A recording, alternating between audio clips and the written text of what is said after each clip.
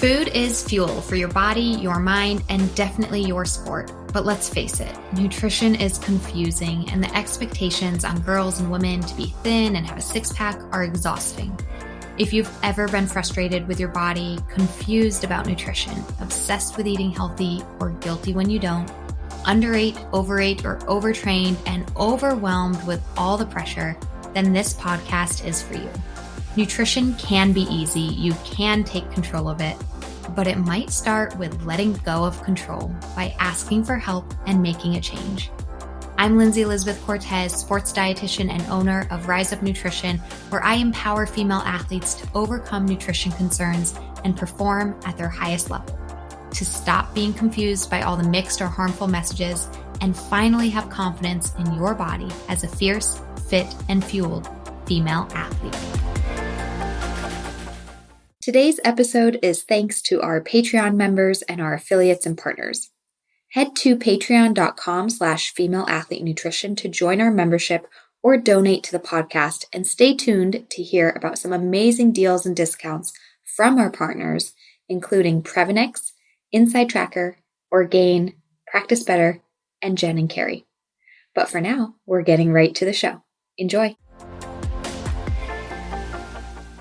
Hello. Lindsay Elizabeth Cortez here, your host of this podcast and owner and sports dietitian of Rise Up Nutrition, where we help female athletes use food as fuel to perform at their highest level.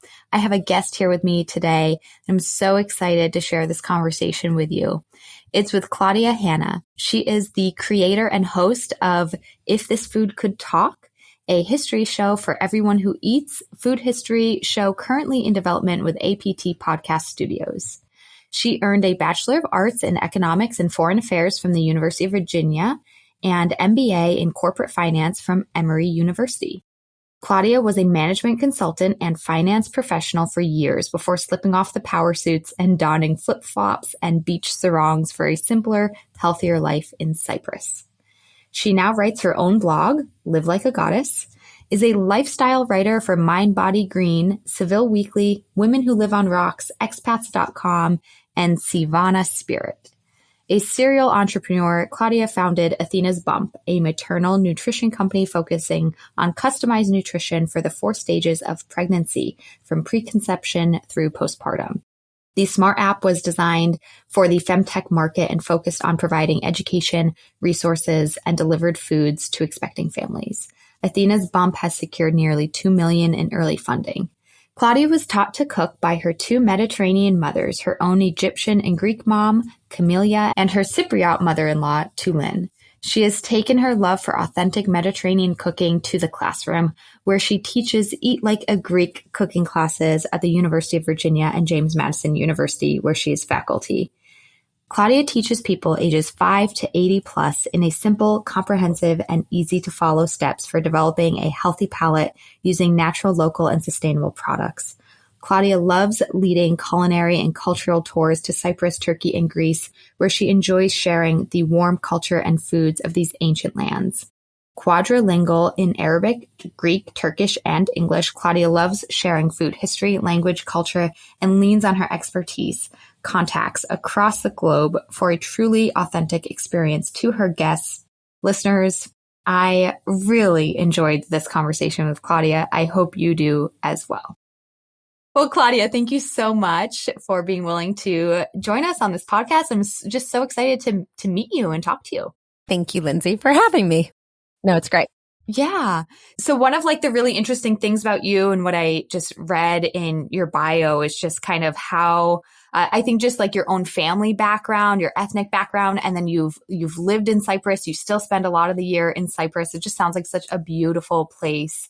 So can you just share a little bit about kind of your background and what led you to, splitting your time in your life between the US and Cyprus? Yeah, I'm nodding my head a lot here, and I don't know what out there can see it, but I really lucked out, I think. And then we decided to carve our own life. So I'll start you from the very beginning. Yeah. When I was in college at the University of Virginia, I had a summer internship that led me to Cyprus.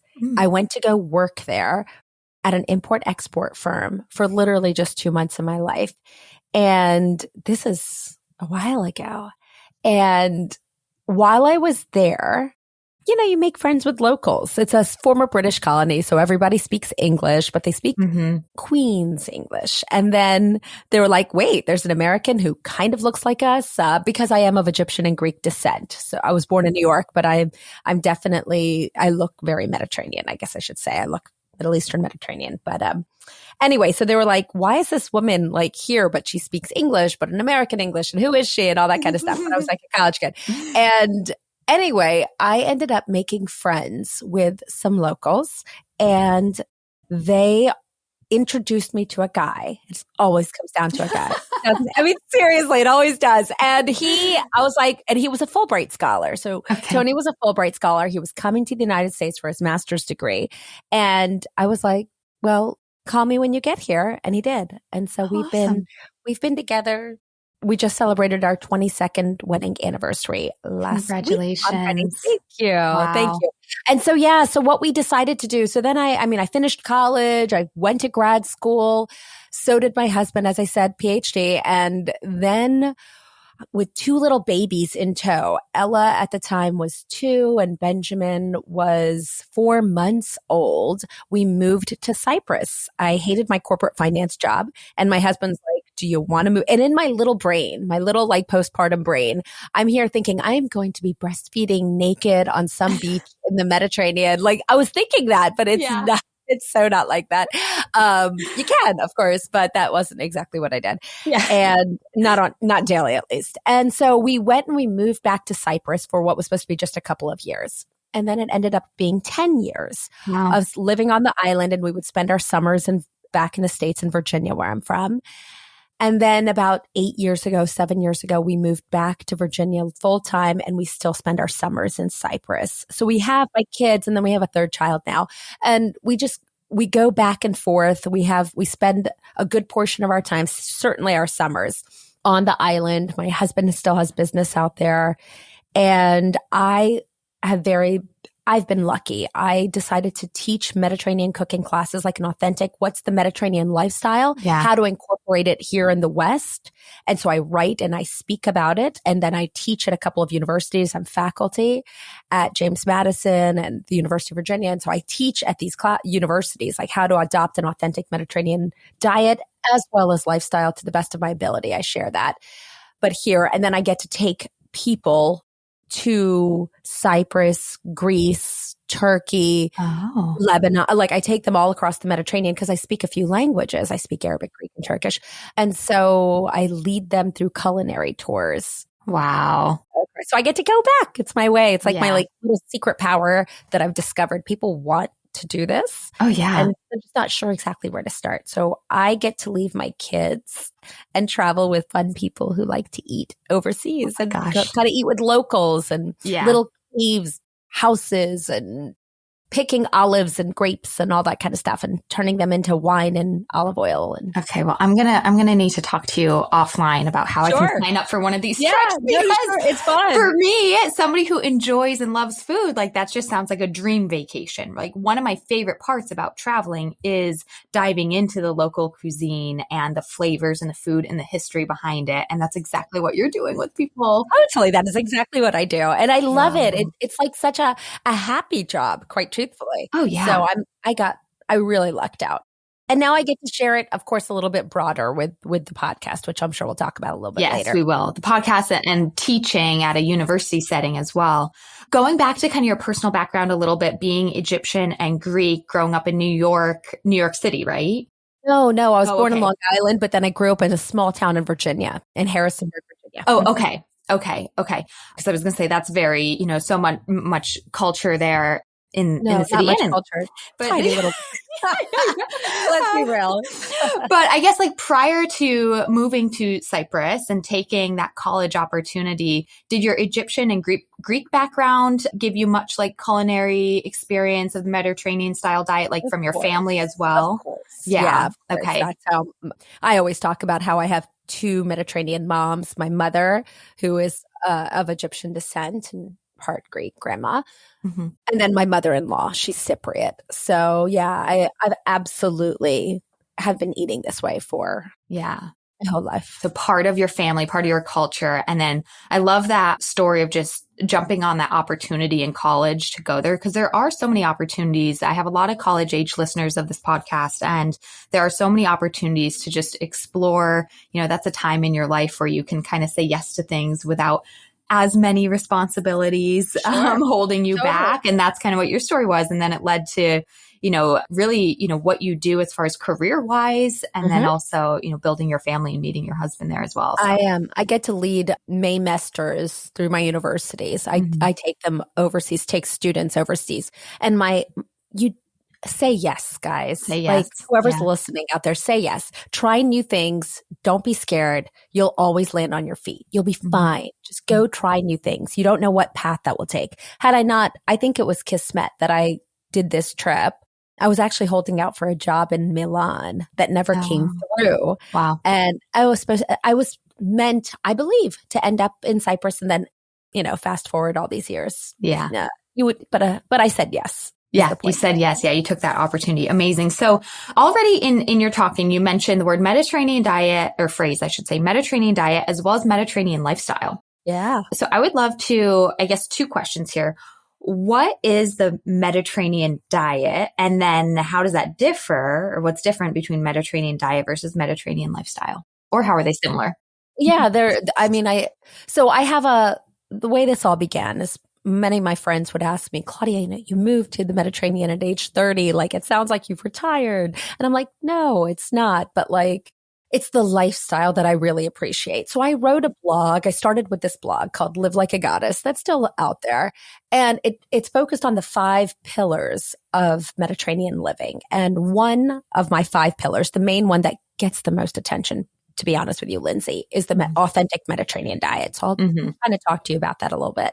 It's the focus on family and community. It's the focus on faith and spirituality, which everyone hates to talk about in the West, and it doesn't have to be an ugly word. It's just a matter of believing that there's something bigger than you, right? And you can't control everything as much as we do want to control. I'm a control freak, but you might not be able to.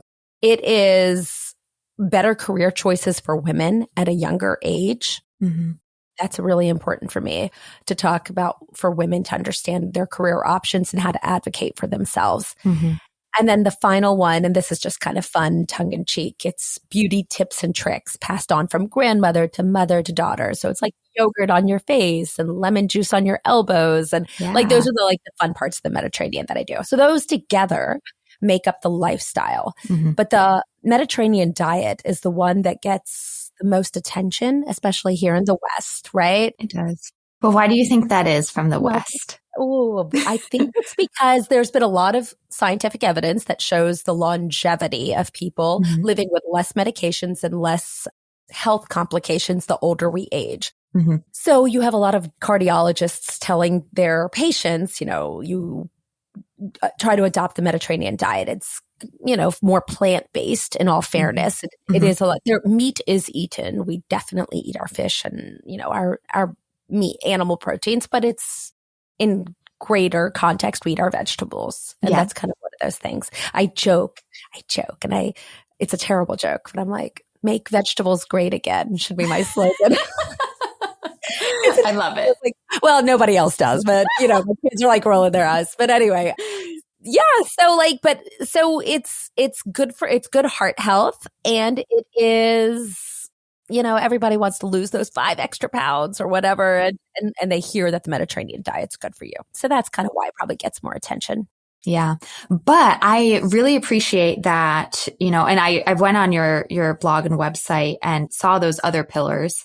And I really appreciate that, because I think if we are going to think about the fact that, observationally, people from the Mediterranean have less health complications, live longer, happier lives, it can't be just diet. And I think looking at those other pillars is so important. And so if you are somebody who, oh, my doctor recommended Mediterranean diet, maybe we also need to look at, where we're investing energy in other areas of our life, because health really is holistic, right? Diet's Absolutely. one piece of it. Sure. And maybe, focusing on a few more vegetables is absolutely going to help you, but also investing in family and taking care of your skin and finding ways to deal with stress or have faith is, also going to help your health. And absolutely. Yeah, so I really think it's that Mediterranean lifestyle, and the diet is part of it.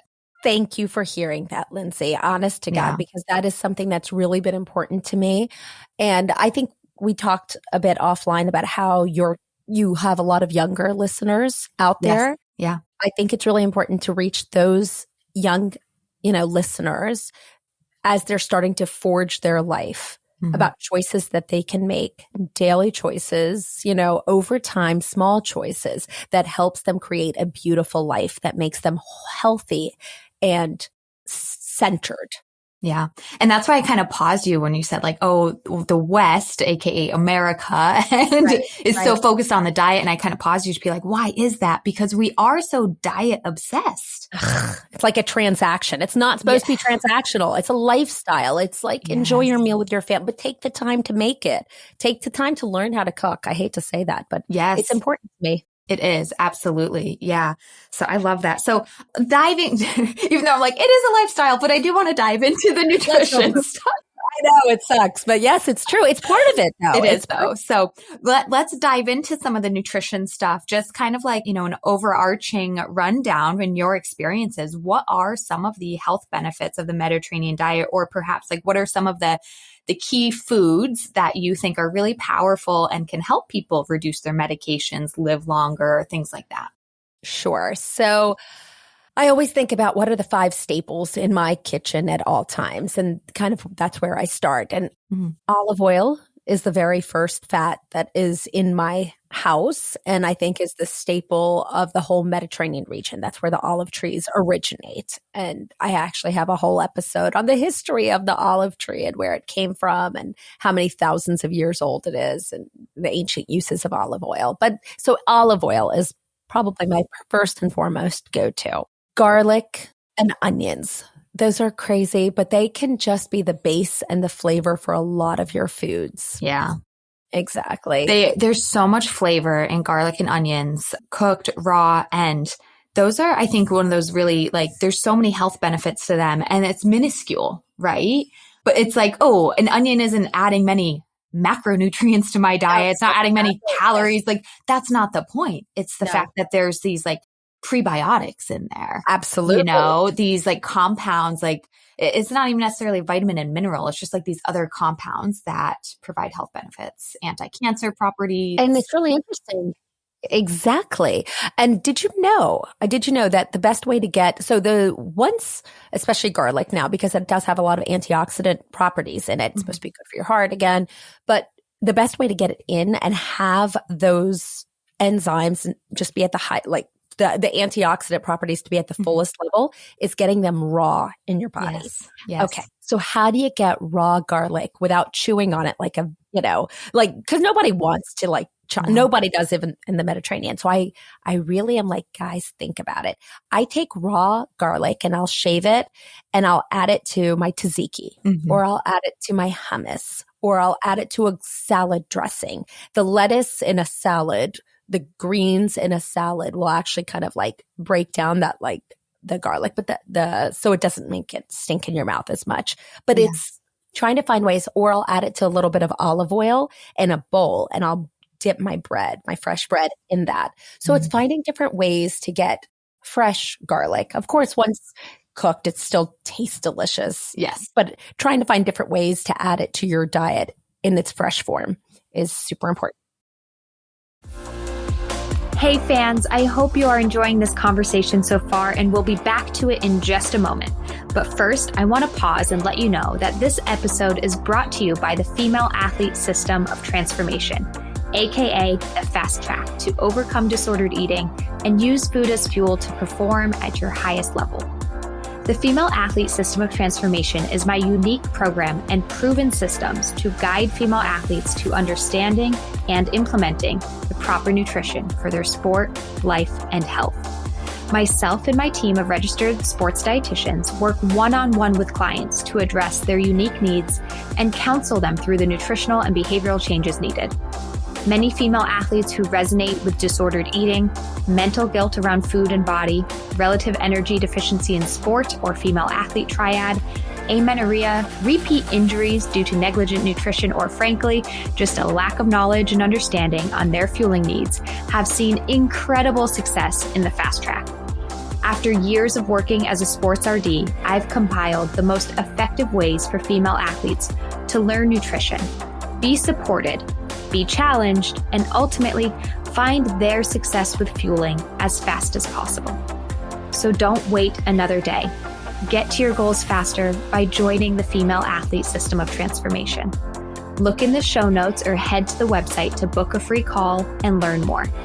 Okay, now let's get you back to the conversation. Enjoy. So I love that tip. I think making homemade hummus has been my go-to with it. So easy. So easy. Also on your website, I think you have I haven't tried it yet, but I flagged it. I saved it to my desktop favorites, like a tahini dressing recipe. And that uses raw garlic as well, right? Totally. Citrus tahini. So I'm going to try that one. That one looked really good. Use cruciferous vegetables with that one. Like think of thicker vegetables like shaved Brussels sprouts or even some cauliflower. Think of thicker because it needs it's a heavier salad dressing. So you want a heavier vegetable to complement it. Does that make sense? Yeah, it does make tons of sense. And I never thought of that from a cooking culinary experience. Oh yeah, like for like, girls, like for like. Yeah. I love that tip. And I love, like you said too, just like taking a clove of garlic and just using, what is the name of it now? Shredder? Not shredder. Yeah, like a grater. Grater. That's what I was thinking. Yeah, using a grater to just add that on top of dishes. So exactly. So amazing. Really funny, terrible story I'm going to interject with. Go for it. One time at a restaurant, a piece of garlic, like a whole piece of garlic that was uncooked. I'm wondering if it was supposed to be cooked and the chef messed up or something. But I thought that it was a chunk of blue cheese, and I love blue cheese. So I put the whole thing in my mouth, and the rest of the day it was just I was just shoving toothpaste in my mouth. I think I took I was over 21. I think I took a shot of some awful Did it burn your mouth? Did it burn your stomach? That raw garlic? I don't think it burned my stomach, but my breath, that was bad.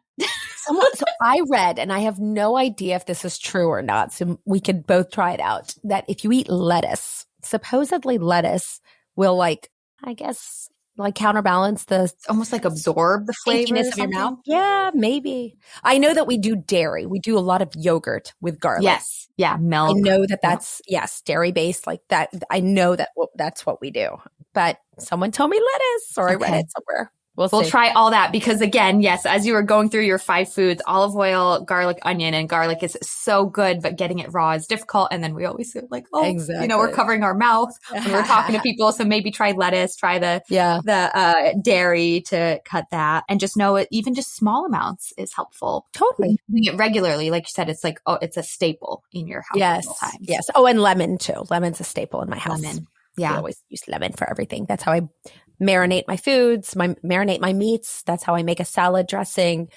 I never throw away the end of if I cut half of a lemon and I squeeze it into a salad or onto a marinade for my chicken or my meat, a kebab or whatever, I'll then take it and then put it on my elbow. Oh, wow.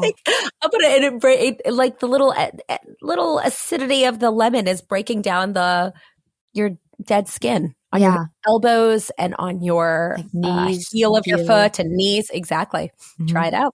Really interesting. That's another one of your pillars, right? The beauty piece. Yeah, I know. But we just don't throw anything away also in the med, which I love getting to use. We call it upcycling now, but it's just common sense, right? Yeah. Yeah. I haven't heard that term yet. Upcycling. I like it. Yeah. So any other staple foods that you think kind of define or super important of the Mediterranean diet and really bring those added health benefits? Olive oil, garlic, onion, lemon. Yeah, I'm trying to think if there's anything. We always have. So it's hard to say arugula or spinach is one. We always have a green rotating throughout the season. So there's always, it's hard to choose that one last one. A cucumber, a tomato, some arugula, or like, is it fish? We do eat a lot of fish, I have to say. Get comfortable with fish, girls. Even in the tinned form, we're eating, like, we'll find different ways to get fish in our bodies. Yeah. No, I think that I actually had a conversation with, I have a couple different programs, clients that I work with in our alumni program. We were talking about like different cooking techniques. And I think I did discover a lot of people are somewhat uncomfortable cooking fish, maybe because it's more delicate, maybe because raw, it's a little off-putting for some people. Do you have any cooking tips or like ways to start for a novice? Like what's kind of the easiest way to cook fish if you're a novice? Well, I guess it would depend on the type of fish. Totally. So let's start with shrimp is so easy. Yeah. Shrimp is so easy. So you can get the peeled or non-peeled, okay? And it takes seconds for shrimp to be cooked. Literally just 5 minutes or under. So I always start with some olive oil in a pan, and I bring it and I shred my garlic. Yeah. Okay. And I never scorch my garlic. I always start the olive oil on a medium heat, and I add my cold, fresh garlic right at that point. So it slowly infuses. I'll then add a few shakes of chili pepper because I love little red hot chili peppers, but I love the little chili peppers. You know, that stuff that you add on top of pizza. Yes. Right. Yep. And then I'll let the oil infuse slowly with the garlic and the heat of the peppers. And then I'll throw a rinsed shrimp right over top of that. And I'll give it a couple shakes. If I want, I can add a little bit of salt at that point or a couple drops of soy sauce. Just make sure it turns into a light pink color. And I throw that over top of some pasta, or I'll just eat that on the side with a little bit of bread, or kind of on its own, quite truthfully. I think that's an easy one to start with. Yeah. Oh, I'm going to try it this weekend. Sounds easy, sounds delicious, and it's a good place to start. Yeah, you could also start getting a little playful. Once you get comfortable with that, you got your garlic, you got your peppers, then I throw some Kalamata olives in there. I kind of like burn my Kalamatas into the olive oil. Then I'll add the shrimp. Everything will be done in 5 minutes or under. And then there you go. Put it over top of that. Yeah. It's amazing. And this is why you're so good at teaching cooking to people. You have so many ideas. So I want to ask you one more kind of cooking focused question while I've got you, and then we'll move on. But as you were talking about, cooking in the olive oil and kind of medium heat, there's a lot of discussion about the anti-inflammatory properties of olive oil and the omega-3s, but that you're not supposed to cook it at high heat. Do you have any tips from both the cooking and the health perspective on how to get the most out of olive oil? Yeah, this is my sweet spot, Lindsay. I'm so glad you asked it. Okay. Anybody out there listening, do me a favor. Get your olive oil out of your pantry and look at the bottle. If you are getting a cold pressed olive oil, that's the great stuff. Don't worry about the extra virgin. All cold pressed olive oil is extra virgin. Okay.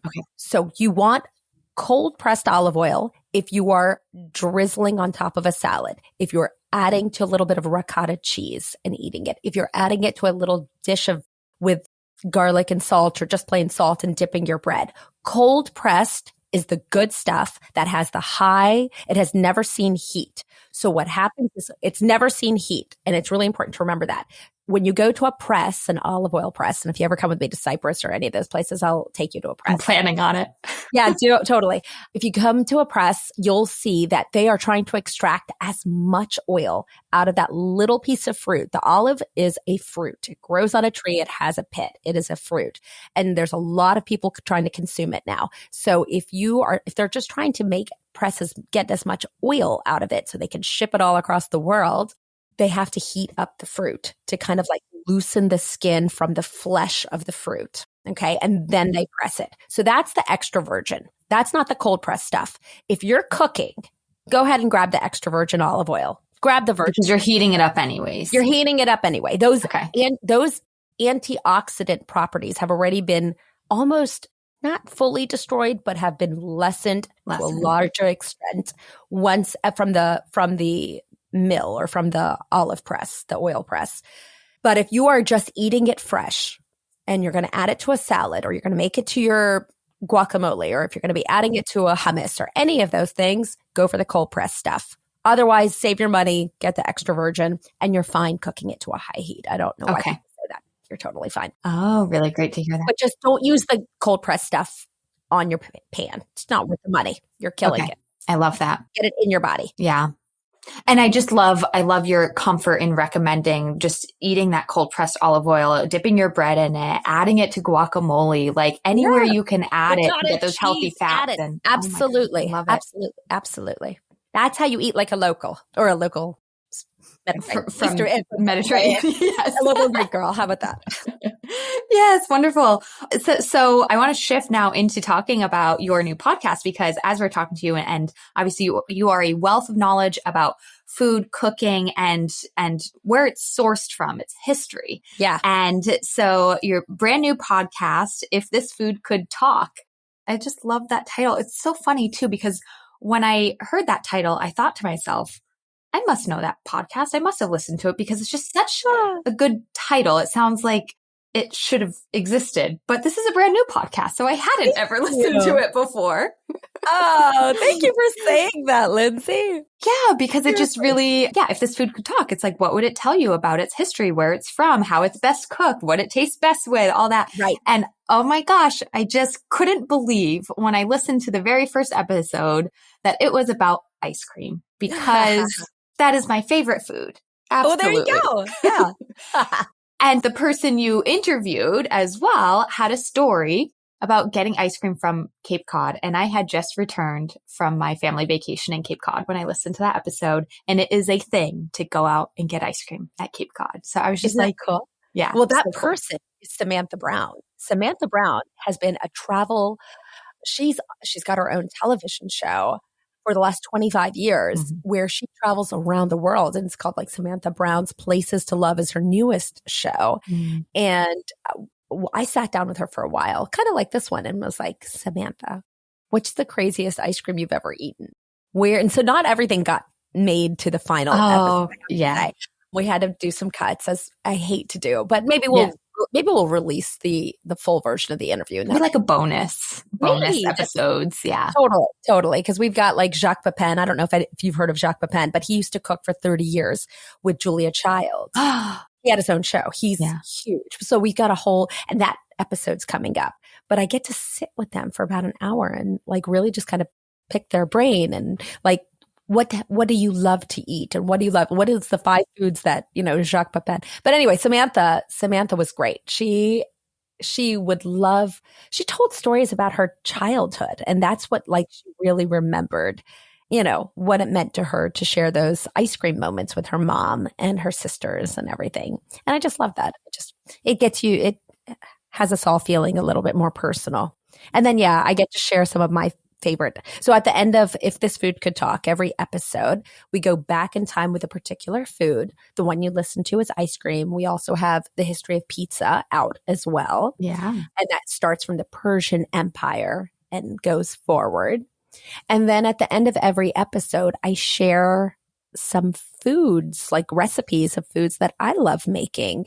So and then we have a website that has the recipes up there, and social media is slowly coming. It's so much work, as you know, Lindsay, but we'll be posting all that so that so people can follow along and learn to make a Persian flatbread or learn to make a vegan rosewater mohallabi. And if you want that for ice cream instead. So mohallabi is like a Middle Eastern kind of like ice cream. I don't know. Yeah. Fans, I hope you are enjoying the conversation. We are going to take a quick pause so I can tell you about our partners. They are so valuable in providing you with amazing products and helping keep this podcast going. First, Prevenix.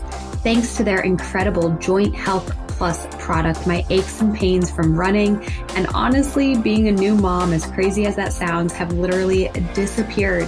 As I continue to push my body physically as an athlete, and frankly, as I continue to age, I was shocked at the aches I was beginning to feel in my knees, wrists, ankles. It seemed like omega-3s, curcumin, nothing was really working. But after just 1 month of Joint Health Plus from Prevenix, I felt a drastic improvement. Honestly, this is something I rarely experience with supplements, but Prevenix uses quality ingredients backed by sound science. Their products are pharmaceutical grade with extensive testing for safety, quality, and purity. They offer other supplements, including probiotics, omega, immune health, and a multivitamin, which I also use daily. And the science behind their multi has changed my opinion on multivitamins altogether. I used to never recommend them or take them myself, and now I recommend and take Prevenix Multivitamin, Mineral, and Antioxidant Plus daily. I am so impressed with Prevenix, and I can't wait for you to try. You can get 15% off your first order using the code RISEUP at checkout. The company also offers 100% money-back guarantee within 30 days because they stand by their products. And so do I. Head to Prevenix.com, Previnex.com, and use the code RISEUP, one word, at checkout for 15% off. For nutritional shakes and bars to fuel your body, head to Orgain.com and use the code RISEUP30 for 30% off your first order. Orgain's ready-to-drink nutritional shakes are my go-to to throw in my bag when I'm heading to the gym or to a trail to run, so that when I'm done, I've got a recovery option to refuel and rehydrate with right away. Orgain makes nutrition and sports nutrition that works. For repeat customers, check the show notes for more. And again, first-time customers, head to Orgain.com and use the code RISEUP30, all caps. And last, ladies, moms, every mom is an athlete. That's why Jen and Carrie have designed the best nursing and pumping sports bras. I cannot rave about these enough. I hate that most maternity bras have clips and don't support being active, but Jen and Carrie get that because they're moms and athletes themselves. They want you to be a mom and an athlete. So their stylish and athletic high-impact bras allow you to crush your workout and then feed your baby with comfort and style. They have saved me during this time of my life, keeping up with sport and momming. Please go check them out at jenandcarrie.com and use the code RISEUP10 for $10 off your order. You won't regret it. Again, jenandcarrie.com, RISEUP, all caps, RISEUP10 for $10 off. Let's get back to the episode. Yeah, I just absolutely love it because, first of all, with ice cream being my favorite food and thinking that I'm an ice cream foodie, I learned so much that I did not know. So it was like a little history, documentary episode. It was just so fun to listen to. And I just think that okay, so a little background here. Let me backtrack. As a sports dietitian for my clients, I'm always saying food is fuel. Mm-hmm. Like it's your fuel for your sport, to perform your best, to energize your muscles, energize your body. And that's awesome. I love that. I think as a dietitian and clinically trained, like to say that food is medicine. It has all these healing properties, can keep you healthy, again, wellness, but it's so much more than that. Food is history, food is culture, food is memories, food is part of our upbringing and our family. And that is what this podcast really shows. And I do believe that when you can embrace the fact that food is culture and history and family, when you can embrace those things, it actually helps you utilize food as fuel and medicine more easily. I think you said it way better than I have ever said it. I'm like, wow, Lindsay, you're good. But yes, it connects people. It's a connection, but I can totally see. I love that, how you described all that. Oh, thank you. I hadn't thought about it from a clinical perspective as well, but you're right. I think of food as medicine. It's just how we live. And yet when people go to the doctor and the doctor tells them, eat this or whatever, like we find resentment towards that, right? Mm. Or if we're told, for whatever reason, like, oh, you should stay away from XYZ, then we find resentment. But, and ice cream's a perfect example. So many people have heard, not to eat ice cream. Well, when you understand the history of it, you're going to be more excited to eat it, but in such a better way than just this, like, I'm going against what the doctor's saying. It's going to be in this, like, really, truly enjoying and appreciating it manner. And I think, and I just think that, if a doctor's telling you to eat more salad, you don't like salad. well, when you understand the history of lettuce, I don't know, haven't heard that episode yet, but haven't heard of that one either. I don't think that one's coming anytime soon. Sorry. or even just the history of olive oil, as we were talking about more olive oil making dressings. It makes you excited. Now I'm excited to try your tahini recipe on some Brussels sprouts and broccoli salad right now. Totally, you know, totally. So it's like it gets you so much more excited when you can embrace roasted sweet potatoes. Throw in there too. Yeah, it gets you so much more excited to have a variety in your diet, so that food is fuel, so that food is medicine, when you appreciate the history and the culture behind it. So I loved the first few episodes. I'm so excited for more. Thank you. The purpose behind it. I don't know if there's anything else you want to add to that as far as kind of your excitement for the show, or I think you said it really way better than I did. So, but yeah, no, I'm just lucky. I got lucky. I don't know how to say it. If This Food Could Talk is a podcast, and actually the way we internally think about the show, it's history on a plate. So if that term ever comes up, it's because that's what's in my brain as we're producing these episodes. Yeah. History on a plate. So what are you eating? What's the story behind it? Different civilizations, how did it end up and travel maybe across the Atlantic or the Pacific or migrate northwards? How did it finally end its way on our plate? And then what do we do with it? How do we not get frightened and weirded out by food that something might be a little bit different from us? So then we get into the kitchen and cook together, which I think is always fun because it connects us once again. Yeah.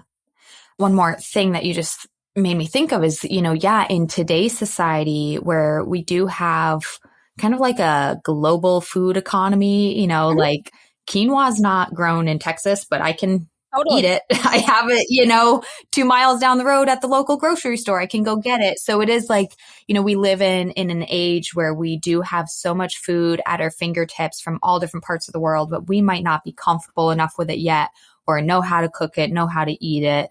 And then also, like you said, maybe the processing of that might be a little just confusing for people. Right. Yeah. Right. So it can be a little daunting, I would imagine. So yeah, until we get a little bit more comfortable. This is one way to get us more comfortable. So kind of like figuring out what were the ancient uses of the foods and then how to cook with it now. But yeah.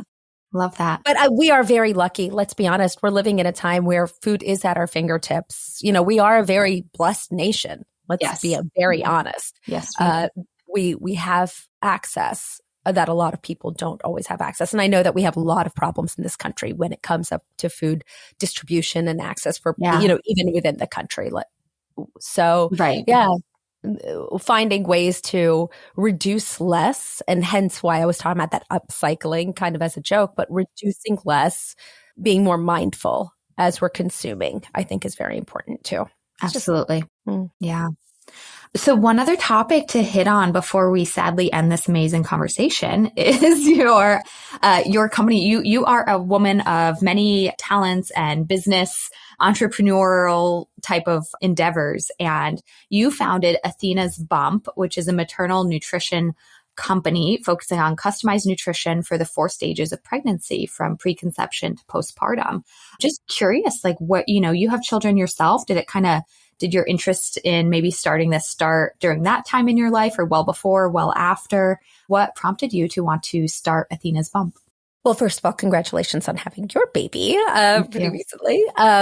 Yes, it absolutely stemmed from there. So I joke that I had a child in my 20s, my 30s, and my 40s, which is kind of true. We just kept going. Wow. And not much had changed in terms of maternal nutrition. What I heard from the doctor, was don't gain a lot of weight, come back, let's just weigh you every month. And if there's a problem, we'll just, deal with it if you get gestational diabetes. I never developed gestational diabetes for any of my pregnancies, but it turned into that 3rd pregnancy where Vivian is 12 years younger than her oldest sister. And so not much had changed, except back in the day, there would be a book, What to Expect When You're Expecting. I have it. Yeah, exactly. And then, but nowadays what they have are, people online and Instagrammers, and I didn't know who to trust, right? And you're still curious. I relied on my knowledge of the Mediterranean diet because I felt that this is, it's been working for thousands of years. I'm not going down a little rabbit hole of, do I do extra protein? I just wanted to be, so I started this whole, hey, maybe I should do Mediterranean diet for pregnancy. That was kind of my initial, but I didn't want this to be tongue in cheek, have some olive oil and you can get pregnant, because that's obviously not the case. So since I'm faculty at James Madison University, I reached out to the head of dietetics, Dr. Jennifer Walsh. And I said, Jennifer, would you be willing to work with me on doing some pushing the envelope on maternal nutrition health? And she was like, she had her own backstory at the time. She was looking to get pregnant. She was like, I'd love to work with you on this. So that's what was the origination, where we started with this. And it was during COVID.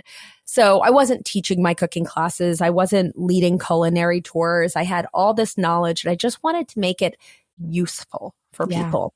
And so we started it with a licensed dietitian. I started Athena's Bump with a licensed dietitian and OBGYN. And we are focused on trying to get as much comprehensive and personalized nutrition to your doorstep that we possibly can. So we spent about a year looking at the research of perinatal nutrition. And we have an online class now that we've developed for perinatal nutrition for birthing professionals, but we're going to open it up also to pregnant people. And then we are working with a food company. I can't mention the name just yet till we get the details, but get first trimester, second trimester, third trimester meals right to your door. Wow. Yeah. And that is so helpful, just because if you're a first time mom, you're doing so much to try and prepare for first time baby that putting that extra attention into meals is sometimes difficult. And then if you're second, third, fourth time mom, you just don't have time to cook. You just don't have time. We want to make this affordable. We want to really make this affordable, because you got to eat and the whole family's got to eat, right? You can't just be like, I have a whole meal for me and that's about it. It just doesn't make sense. So we're trying to be very comprehensive to make it affordable and just a well-balanced diet, because I will be very honest, that baby is sucking the life out of all those moms out there. That baby's little parasite. It's going to grow and suck whatever it needs so that their bones are developing, their brain is developing. And that's what we want, right? Nice, healthy, fat babies. Yeah. But we don't want tired, exhausted moms who then have gestational diabetes or preeclampsia or postpartum depression. All of it is linked to nutrition, by the way. Yeah. So that's what we're trying to make sure that the mom gets fed well so that she can have the energy to devote to bringing a baby into this world. And I really also love that you focus on all the stages of a woman's life during this time, to include the postpartum, because in my 2 experiences so far, the postpartum period is the hardest. Absolutely. And it's there's so many, there are a lot of resources for during pregnancy, help for a pregnant mom. And then it's you have the baby and then it's all about the baby, and the mom kind of gets forgotten about a little bit. And this is one of the hardest times on the mother's body, physically and mentally. And something like having just help with meals is just huge. Life-changing. We're actually putting together a postpartum training program for birthing professionals so that they can pay more attention to that for their moms who just delivered. A lot of doulas, midwives, nurse practitioners are part of this program. So that's where we're focused on. Did you know, and I had no idea about this, doctors don't really give you medical when you go in for your monthly, ask me, did you get any nutrition information from your doctor? Answer is probably no. Yeah, no. Because they don't get any nutrition training in med school. That's insane. No, it's insane. I think that I don't think that there's any requirement. Some schools do have some, but it's throughout their entire doctor training, it's 1 to 2 hours, a class, yes. And that's where it's such a, like you said, it's crazy that doctors don't know more about diet to even bring that up. But then at the same time, then you have your doctors that are always talking about diet, and it's wait, you don't even know. Yeah, exactly. You're not even trained in this. Exactly. Yeah, it is crazy. And that's why, and I love, like you said, at Athena's Bump, it's you, it's an OBGYN, it's a dietitian. You've got a team of people, to try and figure out what is best and to really make that really useful. And as I said, we leaned in on the research with our research team from the university, from PhDs. Yeah. So that's important for us. Yeah. Amazing. Well, Claudia, this has been just such a fun conversation from, just who you are, Mediterranean diet, into your podcast, and then Athena's Bump as well. You're just doing so much to help people eat well and enjoy food. And thank you for all of your work. I just love everything about it. Totally my pleasure. And thank you, Lindsay, for all that you've done, for bringing me on and chatting with me, and for being so switched on. I have to say, you are so switched on. You totally got what I was trying to say, and saying it so much more eloquently, both about the Mediterranean lifestyle and then about the history of food and how its connection today. I'm like, this girl's a smarty. Thank you so much. Yes, I'm switched on in this area of my life. Like I said, 4 months postpartum. There's a few other areas in my life I'm not totally switched on with. It'll all work out. Congratulations again. Thank you. Well, Claudia, I do have one final thing to ask you on this podcast. I have a few questions that I ask all my guests. So I'd love for you to play along, okay? Bring it. If there is one food that you could eat every single day for the rest of your life but never get sick of it, what would it be? Ooh. It'd have to be olive oil. Yeah. Makes sense. Since this is the Female Athlete Nutrition Podcast, what is your favorite sport to participate in? Oh, I love to play tennis. Oh, I love that. Yeah. Excellent. I'm a tennis player. How about as a spectator to watch? What's your favorite sport to watch? Football. I'm sorry. I wish I had something more exciting to say, but it's football. You are still American. Thank you. I am. My son plays lacrosse, but he's the goalie, and I hate watching it because I'm like, get the ball away from my son's head. So, oh my gosh, I know. Goalie mom. Yeah. Yeah. Goalie mom is difficult. Yep. Totally. So football. And final question, is there a female athlete out there, either well known to the public or just in your personal life, that you find truly inspiring? Who is she and why? Lindsay, that's a tough one. I'm so embarrassed right now. I wasn't. I'd love to say, oh my goodness, Coco, the tennis player, the young one who just won not the US Open. Coco, I'm blanking on her name right now. She is 19 years old. Oh, wow. And she just won, I believe it was the US 10 or is it the Wimbledon.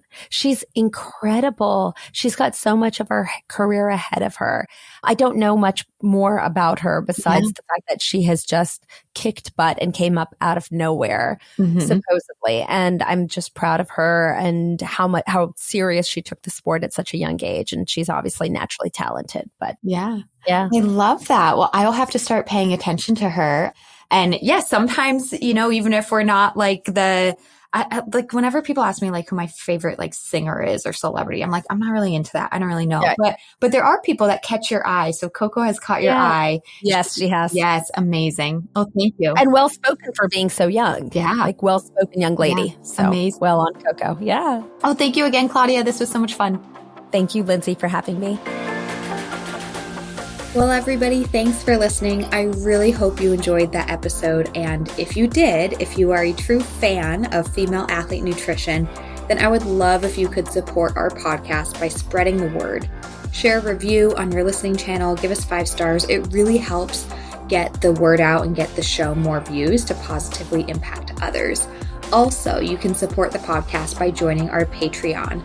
Head to patreon.com/femaleathletenutrition to consider a donation, or even better, join our membership where you get extra monthly content and perks. We don't want you to simply listen alone. We want you to be a part of a community and a movement of fierce, fit, and fueled female athletes. So patreon.com/femaleathletenutrition is where you can do exactly that, learn more, and join.